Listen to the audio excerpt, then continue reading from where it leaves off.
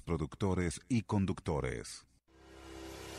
A continuación, Buena Vibra, programa mixto, informativo, recreativo, transmitido en horario todo usuario, contiene elementos de lenguaje, salud, sexo y violencia, apto para todo público. Es una producción nacional independiente de Diego Armando Agüero, certificado número 13215.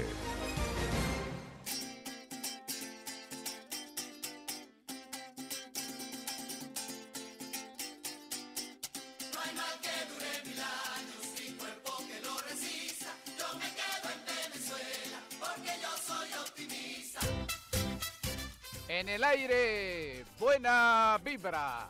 Buena Vibra a través de Radio Sintonía 1420 AM, la radio que tú escuchas porque te escucha. Buena Vibra hoy con los martes especiales de Roberto Lovera de Sola. Martes culturales, ustedes pueden conversar con su anfitrión Roberto Lovera de Sola y llamarlo a través del 264-1494, el 264-1619. Como siempre, les saluda el personal de Radio Sintonía encabezado por la doctora Ana Mireya Obregón en la dirección de la estación, Toti López Pocaterra en la coordinación de producción. Naturalmente Diego Armando Agüero en la producción ejecutiva, quien les habla Turi Agüero, y la magia del sonido en las manos de Luis Guillermo Martínez. Nos vamos entonces con Roberto Lovera de Sola y Buena Vibra. Saluda Roberto Lovera de Sola desde Radio Sintonía en Caracas a todos los amigos y amigas que nos escuchan a lo largo de la geografía venezolana.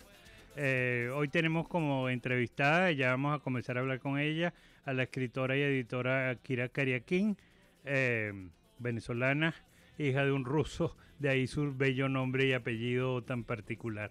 Primera cosa, tenía que decirles que hoy, bueno, vamos a tener solo 30 minutos porque cedo los otros 30 minutos a los jóvenes y muchachos de la Vino Tinto, porque ellos van a hacer la antesala y luego la narración del juego de Águilas del Zulia y Magallanes en Maracaibo hoy a la 1 de la tarde. De tal manera que, bueno, estamos compartiéndolo todo. En verdad, Kira Kariakin viene aquí a traernos, publicada por Todman Editores, varios de cuyos libros ustedes saben que hemos nosotros comentado aquí. Prácticamente su primer poemario, porque se llama En medio del blanco, el título del libro. Bueno, Kira, yo estoy muy contento de tenerte aquí. Después de tantos años de amistad, hemos sido, dijéramos, bueno, maniáticos de los libros, sí, y de la difusión del libro. En fin, ella ahora es la jefe de prensa de la editorial Todman Editores, nada menos, la gran editora de Francisco Zuniaga y ahora de Manuel Acedo Sucre, que han tenido gran éxito. Entiendo que La Misa, la última novela de Manuel, está prácticamente agotada, sí, y me imagino que viene una segunda edición, pues el año pasado fue, bueno, el gran éxito. Además, tú sabes que tener estos dos escritores, que además, el otro es Francisco Herrera Luque, que con sus primeros libros crearon una situación, o sea, Francisco Zuniaga creo que va por la 11ª edición de la otra, por lo menos 12 ya, 12. De la otra isla, un libro que ha leído todo el mundo, hermosísimo, está ya traducido al francés y al alemán. Sí. Luego el otro, bueno, y luego Manuel Acedo, que lanza nosotros el año pasado y tiene cuatro ediciones seguidas, y por lo que nos dijo el martes pasado en el Círculo de Lectura en La Lagunita, la primera edición de La Misa prácticamente está agotada, ya no hay ejemplares en la editorial, etcétera, de tal manera que viene la segunda edición. Bueno, ahí la mano de Kira ha estado metido en muchas de estas cosas allá con Todman y con Luna Benítez. Ahora bien, hoy ya hablaremos en algún momento de Kira como editora, como periodista, como directora de un periódico en Bangladesh. No fue, eso lo leí yo. No, lo que hice fue el diseño gráfico de varios periódicos en Uganda. En Uganda. ¿Nunca estuviste en Bangladesh? Sí, estuve 5 años en Bangladesh, pero hice otras cosas allí. Sí. Por eso, entonces no estaba tan equivocado. No, para que veas que geográficamente está bien. Te he seguido la pista. Además, bueno, en fin. Mira, vamos a estas preguntas que vienen ahora. las hago yo a todos los escritores. Ajá. Y las he ido formando de las preguntas que mis compañeros en los círculos de lectura, tanto de la Fundación Real Luque como en La Lagunita y en otros lugares, siempre le preguntan a los escritores. De tal manera, primero, cuéntanos de tus orígenes vitales, dónde naciste, cómo era tu familia, qué recuerdos tienes de la casa, de la familia. ¿Tú eres hija única? No, yo soy la mayor de 4 hermanas. Ajá. Mi papá era ruso, emigrado, digamos, era un ruso apátrida porque era hijo de exilados rusos de cuando la revolución. Mi papá nació en 1924 y era mucho mayor que mi mamá. Ellos se casaron en el 64, creo, y yo nací en el 66. Mi mamá es venezolana, es del oriente, y bueno, la mezcla pues me dio a mí y a mis 3 hermanas, ¿no? Sí, nada menos. Y esa suerte de un papá que solo tuvo hijas hembras. Que eso es lo mejor hembras, que le puede suceder a uno. Yo lo digo por mi hija Betty Bueno, mi Eugenia. papá tuvo tantas hijas hembras buscando el varón. O sea, Sí, me imagino. Si mi mamá se hubiera descuidado, seríamos ahorita como 8 mujeres, más o menos. Sí, más o menos. Mira, Sí. entonces, bueno, esto es caraqueña. Caraqueña. Tú estudiaste comunicación social. Primero estudié biología en la Simón Bolívar y luego comunicación social en la Central. Sí. Ajá, exactamente. Sí. Y bueno, ahora, ¿tú tienes algún recuerdo de en qué momento empezaste a escribir?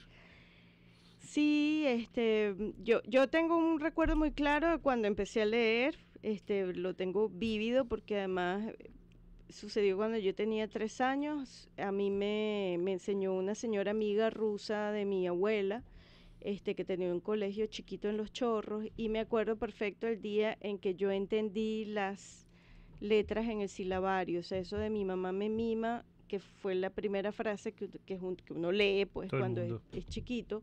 En el silabario de esa época, bueno, lo recuerdo como una foto y recuerdo las letras como saltando y combinándose, y a mí eso me pareció mágico.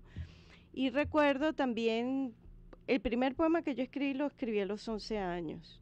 Y antes que eso creo que escribí algunos cuenticos y cositas en cuadernos, pero no, o sea, de eso no tengo Como mayor ejercicio, recolección. No, y era chiquita, pues era una niñita. Entonces, Sí. ahora a los 11 años sí me acuerdo claramente, porque además yo era como medio precoz y a los 11 años yo estaba en tercer año, yo me gradué de 16 años, yo estaba en segundo año de bachillerato, creo, cuando tenía 11 años. Y sí, primero o segundo año de bachillerato, y me acuerdo que estaba con un rollo, tenía un rollo en la cabeza, que había peleado con mi papá o mi mamá, no sé qué, y escribí, me acuerdo que Estás un poema. entrando en la adolescencia, además. Sí, totalmente, sí. Entonces, y bueno, y llevé un diario, y siempre he escrito, pues, siempre he estado Está muy bien. De parte tal mí, manera sí. que, y si tú supieras, es una pregunta que no Ajá. es muy fácil, ¿qué te llevó a ser escritora en tu caso? Bueno, la verdad es que yo no sé si hubo algo en particular que me llevó a hacerlo. Yo siempre he escrito y siempre era como una aspiración mía hacerlo legítimamente. ¿En qué sentido? En publicar de cualquier manera, ya sea a través de trabajo periodístico, ya sea a través de libros, ya sea. Y pues por eso me fui a estudiar comunicación social, porque cuando yo me di cuenta estudiando biología que yo lo que quería era estar rodeada de gente, hacer cosas, ¿no? Hacer actividades culturales, porque en la Bolívar a los 17 años yo hice un curso de cuentacuentos con Francisco Garzón Céspedes. Y tenía un grupo de cuentos con mi gran Eso amiga era para Patricia contar Gómez. cuentos en vivo. Sí, en vivo. Pero la actividad la llevábamos con Armando José Sequera, ¿no? Armando José Otro, Sequera en sí. el Árbol de la Vida, era el coordinador, y él me invita, a mí y a Patricia, nos invita a que... ¿Quién es Patricia? Patricia Gómez es una gran amiga mía, que ella ya se dejó de todas esas cosas, es arquitecto, pero ella, digamos que con ella era que teníamos el grupo de cuentos en el Árbol de la Vida, y esa actividad la llevamos como por 2 años. Luego yo me cambié de carrera, Armando decidió que quería darle un break, y después él continuó la actividad más adelante con otro grupo de personas, ¿no? Como a los 2 años o 3 años después él la volvió a iniciar. Y eso yo tenía 17 años. Pero en ese momento yo me di cuenta, y haciendo estudios generales en la Bolívar, que sabes que son estudios humanísticos, Sí, sí, sí. entonces ahí conocí a Fueron mi creados suegra. por mi Sí, gran maestro, Segundo Serrano Poncela, que el exacto. maíz se lo llevó de la central para allá precisamente para eso. Sí, bueno, entonces yo ahí conocí a mi suegra, Carmelena Alemán, después conocí a mi esposo, o sea, pero hice varios cursos con Carmelena Alemán, con Javier Lazarte, con José Santos Urriola, con, en fin, una serie de profesores maravillosos Maravilloso. Sí. que bueno, que de alguna manera me dio la pista de que yo no quería estudiar biología, porque era algo para lo cual yo no me aplicaba en lo absoluto, y sin embargo para los estudios generales yo me aplicaba muchísimo. Entonces a partir de ahí decidí cambiar de carrera. No estudié literatura porque yo quería escribir. Y la literatura aquí en Venezuela, los estudios de literatura no orientan hacia la escritura creativa. Y No, de eso alguna es correcto, manera, eso es correcto. periodismo en la central daba... Mira, estudiar letras sirve para mí Sí. para leer a los clásicos y conocer la teoría de la literatura. Y el caso tuyo es el mismo, por ejemplo, que se lo he oído aquí y en largas conversaciones con mi gran amiga Marilena Labo, que ella estudió periodismo porque ella quería escribir. Absolutamente. Ella lo dice. Yo creo que la carrera de periodismo, sobre todo en la central, yo no sé cómo será en las otras escuelas, pero en la central nos daban 2 años de castellano, 2 años de redacción, pues en las salas con las máquinas, o sea, eso es tremendo ejercicio. Y aparte de eso, en el estudio de la carrera, en ese momento, que era, uno ya en el primer año escogía la especialización, a partir del segundo año, que yo escogí prensa, bueno, escribías continuamente, pues, o sea, las tareas eran ir a hacer reportajes, ir a hacer... Entonces, bueno, yo preferí, digamos, esa vía. Bueno, mira, ahora bien, si te preguntara, ¿qué lecturas crees tú que influyeron en ti para el desarrollo de tu vocación literaria? Wow, bueno, yo creo que las lecturas de la niñez para mí fueron cruciales y son libros que yo todavía mantengo en mi memoria muy fuertemente. Mi papá y mi mamá tienen una biblioteca muy nutrida en la casa Qué y suerte. realmente tenemos, o sea, teníamos un salón que se llamaba la biblioteca. Entonces allí, donde estaba el estudio de mi papá y mi mamá, había muchísimos libros, muchos clásicos. Yo leí chiquita a Chekhov, bueno, mi abuela me leía Pushkin en ruso, ¿no? Bueno, O sea, Chekhov para mí es mi clásico favorito. Ok, bueno, Chekhov, o sea, yo leí las obras de teatro, leí sus cuentos, me acuerdo haber leído aquí de Maupassant, Rojo y Negro de Stendhal, Madame Bovary, o sea, todo esto antes de los 14, 13 años, Cándido de Voltaire, o sea, leí muchísimo. ¿Cuándo leíste El Quijote, por ejemplo? No, bueno, el Quijote es una deuda que yo tengo. Lo he empezado 1000 veces. La cumples en el 2015 porque ese es un libro que es único. Mira, otra cosa, ¿qué influencia pudo tener también? Porque más o menos, claro, mi generación corresponde al boom de la novela latinoamericana, pero ustedes que son una o dos generaciones después de los que tenemos 60 y tantos hoy en día, desde luego todo, García Márquez, Vargas Llosa, todos estos grandes escritores, Bueno, Borges. fueron fundamentales para mí. Sí. O sea, eso fueron mis lecturas de adolescencia. O sea, ya después de haber leído a todos estos señores que veía en la biblioteca de mi papá, yo empecé a indagar bueno, mi favorito y que fue así determinante fue Cortázar, sus cuentos. Claro. Insólitamente yo no me pude leer Rayuela sino hasta bien entrada en la adultez, porque lo empezaba, no podía, pero sus cuentos, bueno, los leí, los releí varias veces. Mira, tú igual sabes que no Borges. solamente podría haber sido el caso de tener dificultades para leer Rayuela, a mí no me ha pasado, no me llegó a pasar, pero a veces hay momentos psicológicos en que uno no puede leer un libro y uno lo guarda y va a llegar el momento, porque uno no está, dijéramos, preparado para eso. Ahora, eso de los cuentos de Cortázar es muy interesante. Yo vi una declaración que él le dio en la televisión española, en una entrevista que le hicieron a don Joaquín Soler Serrano, que además fue muy amigo mío, murió hace muy poco. un hombre que quería tanto a Venezuela. Tú sabes que él fue uno de los Sí. fundadores de la televisión en Venezuela, pero él después que se jubiló en España se vino a vivir y vivía en Maracay. Ay, imagínate. Se fue a su tierra ya Ajá, para morirse, ¿no? ajá. Y Cortázar le dijo, mira, a mí me habla mucho de las novelas y de luego Rayuela, pero yo siempre que pienso algo para escribirlo, pienso en un cuento. Esa fue su respuesta, en escribir un Ok, cuento. De luego. claro. Mira, Kira, ahora bien, ¿por qué entonces te inclinaste hacia la poesía? Mira, Preferentemente, ¿verdad? sí, no, o sea, yo también tengo cuentos escritos que he publicado en Los Hermanos Chan, de la publicación de Fedossi, Roberto Exacto. Cheto y José Urriola, pero yo realmente no hubo ninguna razón, sencillamente me salían los textos en forma de poesía y textos o de prosa poética y de alguna manera es la manera, es como yo me siento cómoda, más cómoda quizás expresando cuestiones mías interiores. Yo siento que la escritura de poesía es como un acto expresionista. ¿En qué sentido? En que para mí es como pintar, o sea, es la emoción del momento, o el pensamiento del momento, la reflexión del momento, plasmada de la manera más realista posible, realista en el sentido de que sea fiel a lo que yo estoy sintiendo, porque pueden tener, bueno, un trabajo metafórico de imágenes particular, ¿no?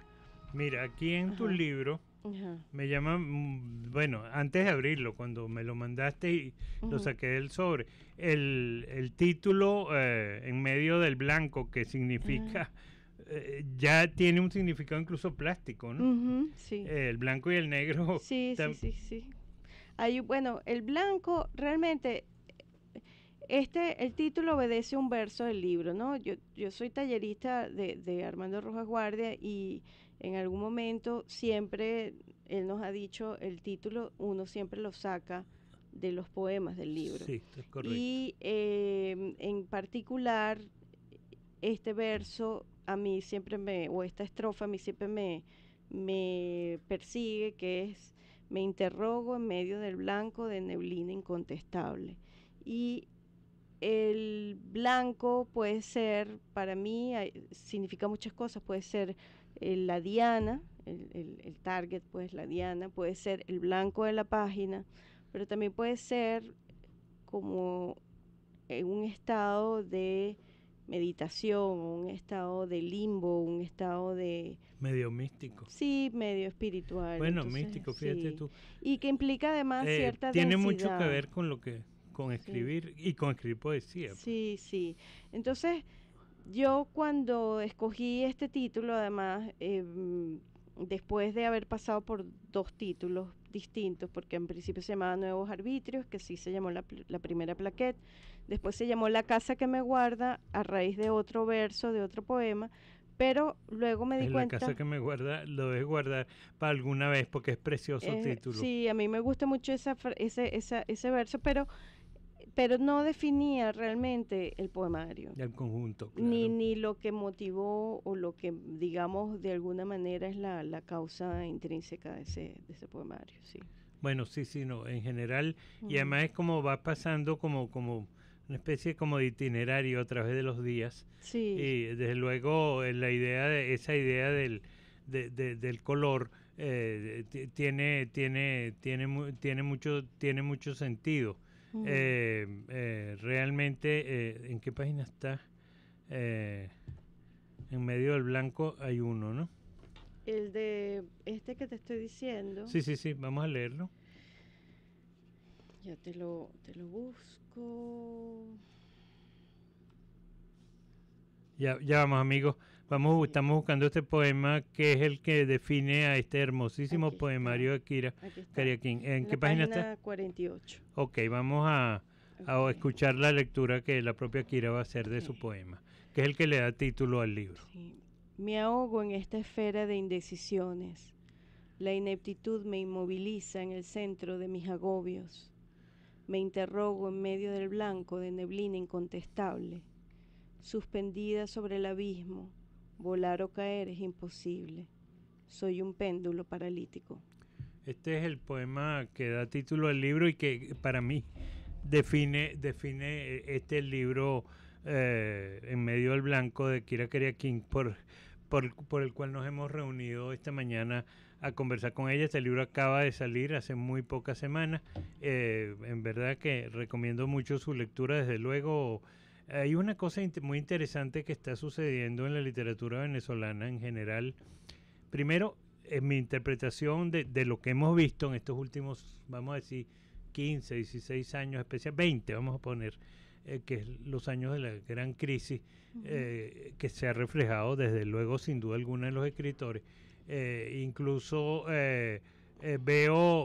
pienso que la literatura venezolana está viviendo un momento luminoso en todos los géneros que creativos y de interpretación de la sociedad y crítica literaria, etcétera, que existan, pues, de tal manera que, pero a la vez de eso es notable también, incluso Leonardo Padrón lo dice en una de las bellísimas crónicas de su último libro, la presencia importantísima de la mujer en la literatura venezolana y en la poesía venezolana de estos años. Bueno, creo que eso quizás tiene que ver con el hecho de que ahora la mujer quizás tiene más tiempo o las responsabilidades hogareñas están mejor repartidas entre las parejas, y las mujeres ahora tienen como, digamos, más conciencia de su responsabilidad para consigo misma de llevar a cabo, pues, sus sueños, ¿no? Y eso por un lado. Y por otro lado, pues obviamente, pues el acceso a la preparación y a la educación, pues que ahora es mucho más amplia que en generaciones anteriores, pues por ejemplo en la generación de mi mamá.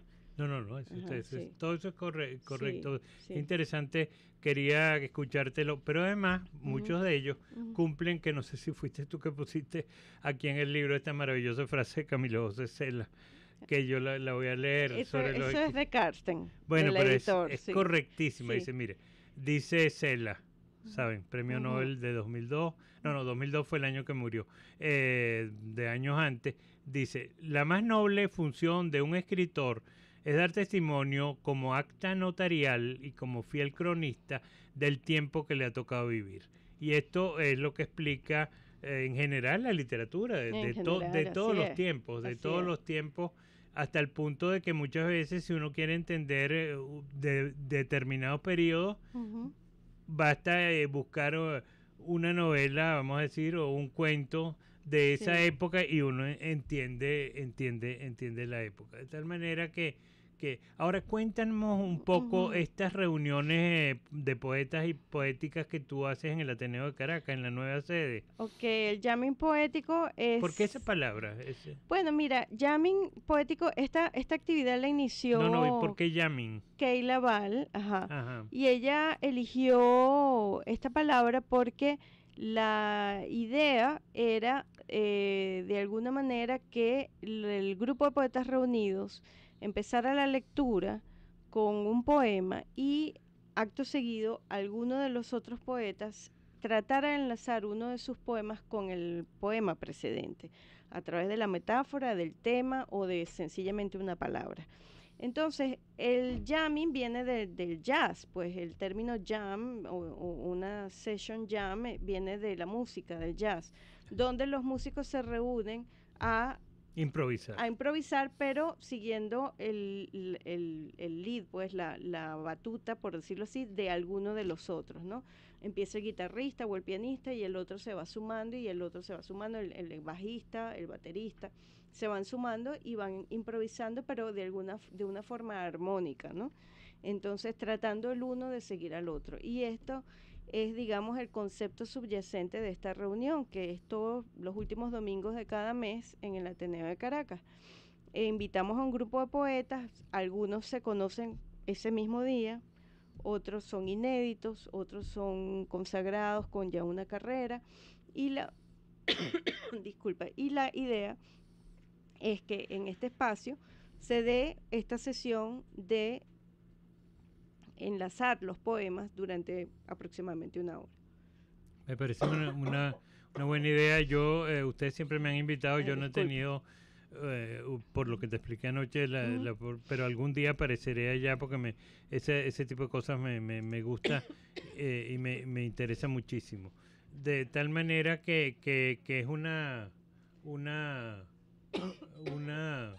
actividad muy interesante. Además, hay una cosa que yo siempre he dicho cuando yo era director de publicaciones de Fundarte y sigo creyéndolo. Editábamos libros de poesía que tú conoces y de repente me llegaban del depósito y me decían, mira, el libro tal se agotó. A veces esos libros habían tenido una entrevista, alguna reseña. Y yo dije, es que los lectores de la poesía son lectores secretos. Sí, que buscan los libros y los leen, y por eso, claro, en ediciones de 500 ejemplares, sí. bueno, eso no se podía otra cosa. Sí. Algunos de esos poetas son hoy, bueno, la corona mija como editor, porque son, bueno, imagínate, Cecilia, Yolanda Pantin. Claro, ya ellas, cuando a Cecilia yo les reedité su segundo libro que se había agotado, pero Yolanda también ya había publicado y eran, pero libros que bueno, en fin, han sido el centro entre otros, igual en el caso del teatro y de la novela, en fin. Yo siempre digo cómo es posible que en Venezuela no se hayan dado cuenta, por ejemplo, que Milagros Matagil es una de las grandes novelistas de Venezuela. Yo tuve el privilegio de editar su primera novela y incluso recibí de ella un elogio que es lo más grande que un crítico puede recibir. Me dice, mira, gracias a lo que tú escribiste, yo comprendí el proceso de la creación de mi novela. Bueno, es que realmente yo creo que el trabajo del crítico es de alguna manera dilucidar o encontrarle pistas al escritor de cosas que él no sabe. A mí me admira mucho, digamos, una de las razones por las cuales también yo me mantengo en el taller con Armando es que, aparte de que es un sabio y un gran maestro, él vive revelándole cosas a uno del trabajo que uno hace, que uno pierde de vista porque uno está pues concentrado en echar para afuera, por decirlo así, pero él de alguna forma sabe lo que está dentro. Es que junto con la escritura, la reflexión sobre la escritura es muy importante. Muy importante. Sí. De tal manera que, bueno, Kira, ¿y qué proyectos hay aquí futuros? Porque este es un libro que ya te define públicamente como una voz muy, muy hermosa, muy clara de esta poesía de estos últimos años. Bueno, yo estoy trabajando en otro libro que de alguna manera fue escrito en alguna medida paralelamente a este, que todavía no sé si está terminado, pero que bueno, lo estoy trabajando. Y tengo otro que es de textos mucho más anteriores a este libro, que combinan prosa con poesía y bueno, eso es algo que estoy como tratando de definir qué es lo que es, ¿no? Sí. Que son, algunos aparecieron en mi blog, podrían otros ser están en cuadernos. Poemas en prosa algunos, ¿no? Sí, sí, combinan como crónica con poesía, es como una cosa rara. Y de resto, bueno, también tengo el proyecto de esos 10 años que pasé fuera, porque viví 10 años fuera, 5 en África y 5 en Asia. Todas las crónicas que se produjeron, cosas que tengo en cuadernos sobre la reflexión de estar lejos, pues ahí es algo que estoy trabajando. Bueno, mira, Kira, gracias por haber estado aquí con nosotros, de tal manera que bueno, nuestra conversación la podrá leer en pocas horas o en pocos días en YouTube, quien lo decida. Estoy agradecidísimo porque estés aquí y encantado, o sea, agradecido estoy por toda la ayuda que desde Todman, gente como tú y como Luna me han dado. Y gracias, ahora vienen los muchachos de la Vinotinto y a la 1, ya lo saben, el partido de las Águilas del Zulia y Magallanes. Bueno, muchísimas gracias a ti por la invitación.